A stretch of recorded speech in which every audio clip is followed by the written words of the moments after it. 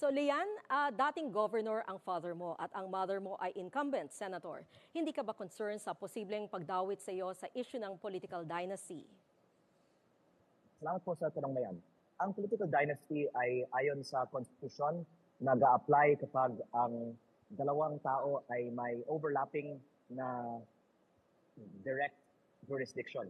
At bagamat ang senador ay may national na jurisdiction, marami pa ang ibang mga distrito at probinsya sa ating bansa na hindi naman po direkta ang sakop ng isang senador sa unang distrito ng Batangas.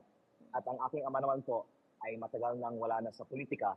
Kaya sa direktang trabaho ng pagiging kinatawan ng unang distrito, sa tingin ko po hindi po ito isang ehemplo ng political dynasty.